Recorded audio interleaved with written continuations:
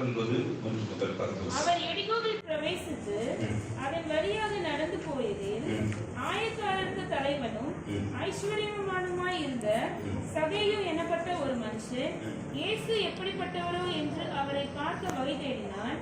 அவன் குள்ளனானபடியால் ஜனக்கூட்டத்தில் அவரை காணக்கூடாமல் அவர் போகும் வழியில் முன்னாக ஓடி அவரை பார்க்கும்படி ஒரு காட்டுத்து மரத்தில் ஏறினான்.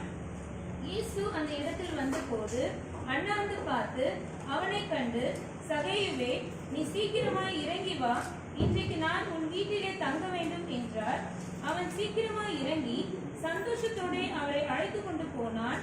அதை கண்டு யாவரும், இவர் பாவியான மனுஷனிடத்தில் தங்கும்படி போனார் என்று முறுமுறுத்தார்கள்.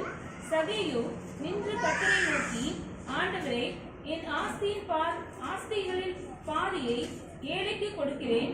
நான் ஒருவரிடத்தில் எதையாகிலும் அநியாயமாய் வாங்கினதுண்டானால் நாளத்தனையாக திரும்ப செலுத்துகிறேன் என்றான். இயேசு அவனை நோக்கி, இன்றைக்கு இந்த வீட்டுக்கு ரட்சிப்பு வந்தது. இவனும் ஆபிரகாமுக்கு குமாரனாய் இருக்கிறானே.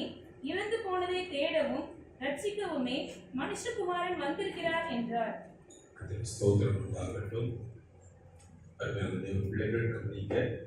சகையும் சொல்லக்கூடிய ஒரு மனிதனை குறித்த ஒரு சம்பவம் எழுதப்படும். பல முறை நம்ம படித்திருக்கிறோம். கவனிங்க, இவர் நிறைய சம்பாதிச்சவர், நிறைய சம்பாதிச்சவர். கவனிக்கிறீங்களா? நிறைய ஆஸ்தி, ஐஸ்வர்யங்கள், நிலங்கள், வீடுகள், பல தோட்டங்கள், துறவுகள் எல்லாம் நிறைய சம்பாதிச்சவர். கவனிக்கிறீங்களா? இவருக்கு இயேசுவை பார்க்கணும் என்று ஒரு ஆசை, இயேசுவை காணணும்னு சொல்லி அவர் பிரயாசப்படுறார். அப்படி ஒரு தாகம் உங்களுக்கு இருக்குமானா இன்னும் உங்களோட கர்த்தர் பேச விரும்புகிறார். பாருங்க, இப்போ இயேசுவை சந்திச்சு நான் ஷார்ட்டா முடிப்பேன். நம்ம ஜெபம் பண்ணி முடிக்க போறோம். கவனிங்க, இயேசுவை சகைவை இயேசு சந்திக்கிறார். சந்திச்ச உடனே பாருங்க, நிறைய விஷயங்கள் அவருக்கு உணர்த்தப்படுது. நம்ம பிரசங்கம் கேட்கும் போது உணர்த்தப்படுகிறோம், பல சந்தர்ப்பங்களில் உணர்த்தப்படுகிறோம், அங்கங்கே உணர்த்தப்படுகிறோம். மறைஞ்சு வாழ்றதில்லை, ஓடி ஒளிஞ்சு வாழ்றதில்லை. உணர்த்தப்படுகிற போது, குறைகள் சுட்டி காட்டப்படுகிற போது என்ன நடக்கு பாருங்க. இவருக்கு இன்ஸ்பயர் ஆகுது. என்ன நடக்குதுன்னா, சகைகிட்ட சொல்றாங்க இயேசு, அஞ்சு படிங்க. இயேசு அந்த இடத்துக்கு வந்த உடனே அண்ணாந்து பார்த்து சகையுவே, சீக்கிரம் இறங்கி வா, இன்றைக்கு நான் உன் வீட்டுக்கு நான் வரேன். கவனிங்க, உங்க லைஃபுக்குள்ள, உங்க வாழ்க்கைக்குள்ள, உங்க லைஃப ஆசீர்வாதமா மாற்றுக்கு கட்டுறதுக்கு நான் வரேன். எதுக்கு கதை சொல்றேன்? இன்னைக்கு உன் வீட்டுக்கு வரேன்னா என்னமோ ஒரு வீட்டுக்கு வர, அப்படி கத்தர் இருந்து ஒரு வீட்டுக்கு வரணும். லைஃப்ல அவன் ஆசீர்வதிக்கணும், அவன் நல்லா வரணும், அவனுக்கு தேவ திட்டங்கள் கொடுக்கப்படணும், ஏதோ ஒரு நோக்கத்தோட உன் வீட்டுக்கு வரேன்ற. இன்னைக்கு நம்ம வீட்டுக்கு கர்த்தர் வர விரும்புகிறார். நம்ம குடும்பத்துக்கு கர்த்தர் வர விரும்புகிறார். அல்லேலூயா. கவனிங்க, வரேன்னு சொன்ன உடனே 6-7 படிங்க.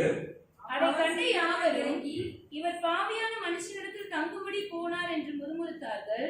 அவன் சீக்கிரமாய் இறங்கி சந்தோஷத்தோடு அவரை அழைத்துக் கொண்டு போனான். அதை கண்ட யாவரும், இவர் பாவியான மனுஷனுக்கு தங்கும்படி போனார் என்று இயேசுபூர்வமா முறுமுறுக்கிறாங்க.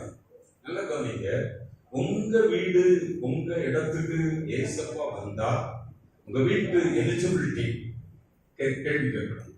எல்லாரும் கேட்கிறாங்க, வெளியே இருக்கும் ஆவிகளுக்கு வீட்டுக்கு அது போறாங்க. இயேசு கலங்காதீங்க. அல்லேலூயா. என் வீட்டுக்கு இயேசு வந்தா லைஃப் சிறப்பா மாறி. ஆமென் சொல்லுங்க. என் வீடு இயேசு வருகிற வீடாக மாற்று. பாருங்க, 8வது வசனத்துல சபையு இப்போ அவர் வாரேன்னு சொன்ன உடனேயே இவருக்குள்ள பரிசுத்தாவியுடைய செயல் நடக்குது. சொல்லுற பாருங்க, கர்த்தரை நோக்கி, ஆண்டவரே, என் ஆஸ்திகளில் பாதி ஏழைகளுக்கு கொடுக்கிறேன். நான் ஒருவனிடத்தில் எதையாகிலும் அநியாயமாய் வாங்கினால் நாளத்திலே கொடுக்கிறேன். கவனிக்கிறீங்களா? சம்பாதிச்சது எல்லாம் அநியாயமா சம்பாதிச்சது. யோசித்து பாருங்க, அநியாயமான சம்பாத்தியங்கள். நல்ல தெளிவா சரியான நேர்மையான சம்பாத்தியமா, அநியாயமான சம்பாத்தியமா? அவர் சொல்றாரு, கர்த்தர் உணர்த்துகிற போது அநியாயமா சம்பாதிச்சத நாளை தெரியாது சொல்லுங்க. அந்த மாதிரி எல்லாம் நான் சம்பாதிச்சது 4 மடங்கு வழி கிடையாது. அது வேண்டாம். அதுதான் மனமாற்றம், மனம் திரும்புதல். அல்லேலூயா. மனம் திரும்புதல். நாளை தனியா வெளியே தூக்கி போடுறேன். இதுல அநியாயங்கள் இருக்கு, அக்கிரமங்கள் நிறைந்தது, எனக்கு வேண்டாம், எங்க வீட்டுல இருக்கூட. சத்தமா சொல்லுங்களேன். ஆஸ்திய பாதியை ஏழைகளுக்கு கொடுக்கிறேன், நாளை தனியா கொடுக்கிறேன். பாதியை கொடுத்துட்டாரு, அது ஒரு பாதி இருக்கு, அதை நாளை தனியா கொடுக்கிறாரு. யார்கிட்டெல்லாம் அநியாயமா வாங்கணும் எல்லாத்துக்கும் திரும்ப கொடுத்துரு. இனி அவர்கிட்ட பார்த்தா மீதியே இருந்திருக்காரு, எல்லாத்தையும் கொடுத்துட்டாரு, மீதியே இருந்திருக்காதுன்னு நான் நம்புறேன். அவருக்கு பேச்ச பாருங்க, என் ஆஸ்திகளுக்கு பாதியை ஏழைகளுக்கு கொடுக்குறேன், மொத்தத்துல பாதி கொடுக்குறேன். இவன் பாதி இருக்கு, பாதியை 4 பிரிச்சு எல்லாருக்கும் அள்ளி தள்ளிடுறேன். எப்படிப்பட்ட ஒரு மனமாற்றம், மனமாற்றம். என் வீட்டுல நிரம்பி இருக்கிற பல காரியங்கள், நன்மையும் நம்ம வச்சிருக்கிற எவ்வளவு பாவங்கள் நிறைந்திருக்கு. என் சுகம், என் பொருளாதாரம், எல்லாத்துக்கும் எது நிரம்பி இருக்கோ அதை நான் சரி பண்றேன். அதுதான் மனமாற்றம். அல்லேலூயா, அல்லேலூயா. நான் நினைக்கிறேன் மீதி இருந்திருக்க வெறுக்கையாக போயிருப்பாரு, இயேசுவை பெற்று இருப்பார். பாவவழி சம்பாத்தியம், பணம், வீடு, ஆஸ்தி, சொத்து, புகழ், காரு, பங்கள் என்னெல்லாம் வச்சிருக்கு, ஏமாத்தி போய் சொல்லி புரட்டி உருட்டி எல்லாம் வாங்கி சேர்த்து வச்சிருக்கிற கிளியர் பண்றாரு. இப்படியெல்லாம் நான் வாங்கினேன், இதுதான் இதெல்லாம், இதை தூக்கி வெளியே போட்டுருவோம், இதை நாம ஏழையை கொடுத்துருவோம், இதை நான் நல்ல தனியா வெளியே தள்ளிடுறேன். அப்போ நமக்கு ஏதோ குறைச்ச மாதிரி தெரியும், கிடையாது. ஐயோ, இந்த இதை தூக்கி வெளியே போட்டா குறைச்சிருமோ, கம்மியா இருக்கும், கிடையாது. அல்லேலூயா. எல்லாவற்றையும் விட்டு இயேசுவை பின்பற்றுகிறார். எவ்வளவு பெரிய மனமாற்றம் பாருங்க. ஒரு மன திரும்புதல் எவ்வளவு பெரிய காரியங்களை உருவாக்குது. கிறிஸ்தவங்க இப்படி பண்றாங்களா? நம்ம சேர்க்கிறோமா? நம்ம தப்பா நம்ம வச்சிருக்க எல்லாத்தையும் தூக்கி வெளியே கொடுத்து நான் கிளியர் பண்றேன், அந்த ஹார்ட் நமக்கு வருமா? அதான் மன திரும்புதல். சத்தமா சொல்லுவோமா? அல்லேலூயா. அதுதான் பெரிய மனம் திரும்புதல், அதுதான் கனிகள், அதுதான் நியூ லைஃப். அப்படி கிளியர் பண்ண பிறகு வர லைஃப் தான் புது வாழ்வு. அல்லேலூயா. கர்த்தருக்கு ஸ்தோத்திரம். கவனிங்க, 9ஆம் வசனம் படிங்க. இன்றைக்கு இந்த வீட்டுக்கு ரட்சிப்பு வந்தது. இங்கதான் நியூ லைஃப் ஸ்டார்ட் ஆகுது. இங்கதான் நம்ம பாடணும், புது வாழ்வு தந்தவரே, புது துவக்கம். புரியுதா சொல்லுங்க? இங்கதான் நம்ம சொல்லணும் புது வாழ்க்கை, நியூ லைஃப். கவனிங்க, பாவத்தோடு உள்ள காரியங்களை தூக்கி கிளியர் பண்ணிட்டோம்னா புது வாழ்க்கை வரும். அந்த வாழ்க்கை தான் ஆசீர்வாதம். அந்த வீட்டுக்கு ஆசீர்வாதம், அந்த வீட்டுக்கு நன்மை, அந்த வீட்டுல செழிப்பு, அந்த வீட்டுல சந்தோஷம், அந்த வீட்டுல குதூகலம், அந்த வீட்டுல கொண்டாட்டம், ரட்சிப்பின் கம்பீர சத்தம். துக்க வீடா இருக்காது, வேதனை வீடா இருக்காது, கலங்கி போராட்டமான வீடா இருக்காது. அங்க விடுதலை, ரட்சிப்பு, கர்த்தர் இருக்கிற வீடு. ஹல்லேலூயா. சத்தமா சொல்லுவோம். ஒரு நாள் நேர் வழியா சம்பாதிச்சதை நீங்க யாருக்கும் கொடுக்கண்டா, எனக்காண்டா, துறக்காண்டா. நேர் வழியா சம்பாதிச்சது உங்க வீட்டுல இருக்கு, கலங்கவே வேண்டாம். அது உங்களுக்கு, தனக்கு, அது ஏழைகளுக்கு, அது கர்த்தருக்கு. ஹல்லேலூயா. சத்தமா சொல்லுங்க. நேர்மையா சம்பாதிச்சேன். அது எனக்கு, என் குடும்பத்துக்கு. நேர்மையா சம்பாதிச்சேன், அது ஏழைகளுக்கு. நேர்மையா சம்பாதிச்சாரு கர்த்தருக்கு. ஹல்லேலூயா. இதுதான் கர்த்தர் மனம் திரும்புதல் எதிர்பார்க்கிறார். இன்னொரு வேதபதி கொடுத்திருப்பாரு, லூக்கா 23ஆம் அதிகாரம்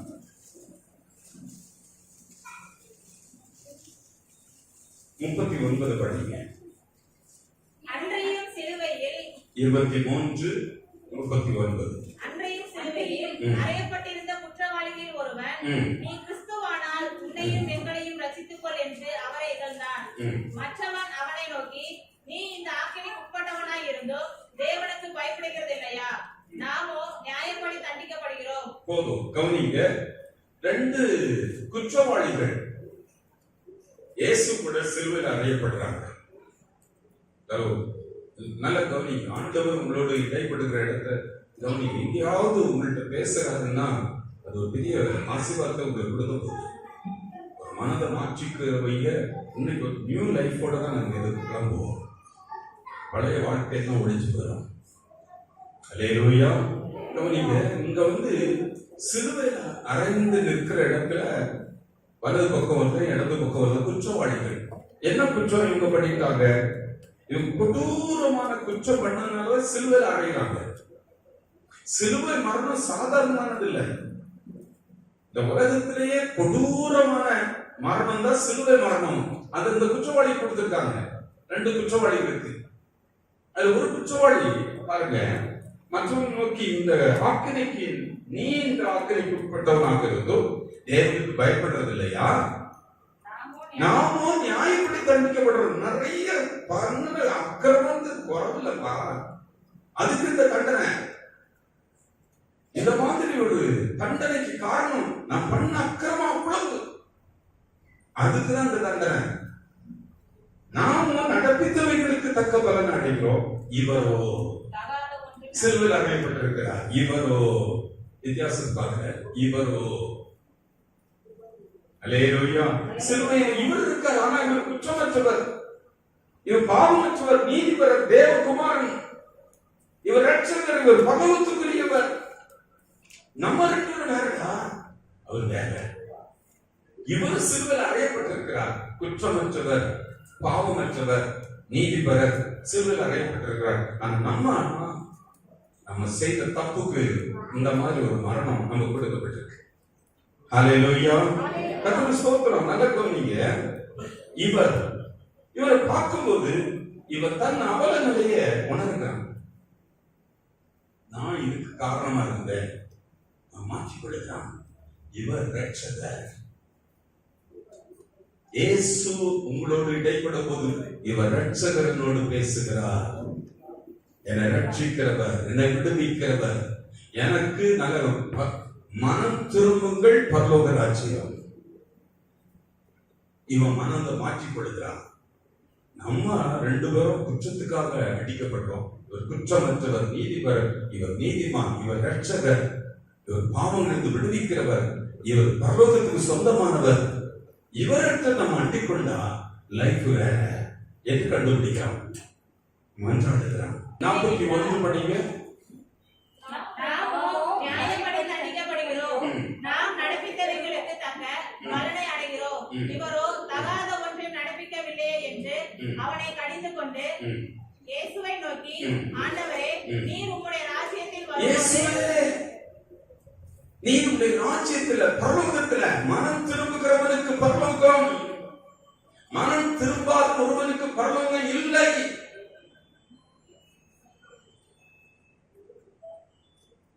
மனம் திரும்பினா பரலோகம். அவன் புரியுறான். கடைசி எண்டுக்கு வந்துட்டேன், எனக்கு ஒண்ணும் இவரால கொடுக்க முடியும். நான் என்ன மனதை மாத்திடுறேன்ப்பா. இத்தனை காலம் நான் இவ்வளவு தப்பு பண்ணிட்டேன். ஆனா நீங்க கடைசி நேரம் கூட நான் மனதை மாத்துறேன். அவன் மனதை மாத்தல, ஆனா நான் மனதை மாத்துறப்பா. நீ ரட்சத, எனக்கு ஒரு மாற்றம். கடைசி 2 வார்த்தை தான் பேச முடியுது. சொல்றான், ராஜ்யத்துல நீங்க அங்க வருவீங்கப்பா, என்னையும் அங்க, எனக்கு ஒரு இடம் அங்க. அல்லேலூயா. மனம் மாறினவர்கள் பரலோகத்துக்கு சொந்தமானவர்கள். அல்லேலூயா.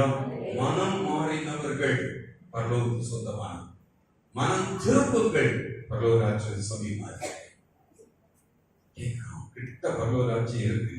கேட்கிற ஆண்டவரே, என்னுடைய ராஜ்யத்துக்கு பரலோகத்தில் வரும்போது என்ன நான் பூமியில் இருக்கிற என்னையும் கொண்டு சேர்க்கிறோம். இன்றைக்கே நீ பரலோகத்தில் இருப்ப. இன்னைக்கு மனம் திருப்புகிற அன்றைக்கு பரலோகம், பரலோகத்தின் பாக்கியம். மனம் திருப்பாம ஆண்டவரே பாவங்களை மன்னியும் என்ன கழுவு என்ன சுத்தமாக்க, அதுல இல்லை. மனம் திருப்புறதுல பரலோகம். அல்லேலூயா. நல்ல கவனிக்கிறீங்களா? பாவங்களை கழுவோம், எனக்கு கழுவோம், என் ஆசீர்வாதம் எனக்கு அதைத்தாரும், எனக்கு இதைத்தாரும். பரலோகம் எங்க இருக்குன்னா, நான் மனதை மாத்திக்கிறேன். பரலோகம். அல்லேலூயா. நான் மனதை மாற்றுறவர்களுக்கு தான் பரலோகம். மனதை மாற்றுறவங்களுக்கு தான் பாவ மன்னிப்பு.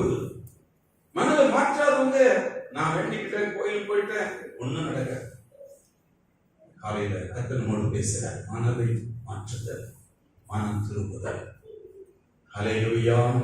சத்தமா சொல்லுவோமா? அல்லேலூயா. இந்த காலையில கர்த்தர் நம்மோடு கூட பேசுறார். பரலோகம் போனோம் அப்படின்னு நீங்க இங்க தெளிவா தெரியும். நான் இந்த மாதிரி பண்ணிட்டு இருக்கிறதெல்லாம் தப்பு, இதை நான் மாத்திக்கிறேன்னு சொன்னா பரலோகத்துல சந்தோஷமும் இருக்கு, எனக்கு பரலோகத்துல இடமும் இருக்கு. உங்களுக்கு ஒரு இடத்தை ஆயத்தம் பண்ணி வைக்கிறேன். என்னைக்கு மனம் திரும்பலாம் அங்கே பரலோகத்துல நான் ஆயத்தப்படுறேன். இங்க மனம் திரும்பாதுன்னு சொன்னா அங்க பரலோகத்துல இடம் இல்லை, அங்க ஆயத்தமே இருக்காது. மனம் திரும்ப அன்றைக்கு அவர் சந்தோஷப்படுறாரு. இவனுக்கு ஒரு ரூம் போடு, இவருக்கு ஒரு இடம் போடு, இவனுக்கு ஒரு வீட்டை ஸ்தலத்தை ஆயத்தம் பண்ணு. அல்லேலூயா. அதுதான் பரலோகம். எனக்கு பரலோகம் எனக்கு நிர்ணயிப்பட்டிருக்கா தெரியுமா? உங்களுக்கு யாருக்கெல்லாம் கன்ஃபார்மா தெரியும்? நான் பரலோகம் கை தூக்காதீங்க. மனம் திரும்பி இருக்கிறீங்கன்னா பரலோகம் சொந்தம். திருடனுக்கு சொல்றாரு, இன்னையில வந்து மனதை மாத்திட்ட பரலோகம். இந்த உலக வாழ்க்கையில வீட்டுக்கு வர்றேன், உன் லைஃபுக்குள்ள வர்றேன், உன் லைஃபை மாற்றி அமைக்கிற, புது வாழ்வு கொடுக்கிற. அல்லேலூயா. எத்தனை காரியம் நடக்குது. பழையதெல்லாம் மன்னிக்கிறேன், பழையதை ஒழிய விட்டுறேன், நினைக்கவே மாட்டேன், ஆக்கினைக்குள்ள உன்னை தீர்க்கவே மாட்டேன். ஆனா இனிமேல் செய்யறத, இனி திரும்ப தொடாத, இனியும் பண்ணாத. காலையில் கர்த்தர் நம்மோடு கூட பேசுகிறார். அல்லேலூயா. சத்தமா சொல்லுங்க. பரலோகம் கர்த்தர் திரும்ப கொடுக்கிறார். நீ மறுதளிச்சிருக்கலாம், பல முறை செய்திருக்கலாம், 3 முறை மறுதளிச்சோன என்னை நேசிக்கிறியான்னு கேட்டு பொறுப்பை கொடுக்கிறார், அபிஷேகத்தை கொடுக்கிறார். இன்னைக்கு சொல்றேன், மனம் திரும்புதல் இருக்குன்னா அவனை விட்டுவிட விரும்பல. தேடி போய் அவனை கூப்பிட்டு என்னை நேசிக்கப்பா, உனக்கு ஒரு பொறுப்பு தாரேன், உனக்கு ஒரு பொறுப்பை தாரேன், நீ மனம் திரும்பியா? 3 முறை மறுதளிச்ச கவலைப்படாத. உன்னுடைய அன்பும் ஐக்கியமும் எனக்கு வேணும், என் கூட நீ இருக்கணும். கேட்கிறார், என் கூட நீ இருக்கணும், என் காரியங்கள் இருக்கணும், என் காரியங்களை நீ இருக்கணும். என்னை தேடுறார், என்னை நேசிக்கப்பா, நான் உனக்கு ஒரு பொறுப்பு கொடுக்கிறேன், நாடுகளமே, நான் உனக்கு ஒரு பொறுப்பு கொடுக்கிறேன், நாடுகளமே. அல்லேலூயா. காலை கர்த்தர் நம்மோடு இத்தனை விஷயங்களை பேசுறார். எடுத்துருக்கோமா? நம்ம சொல்லிக்க போறோம்.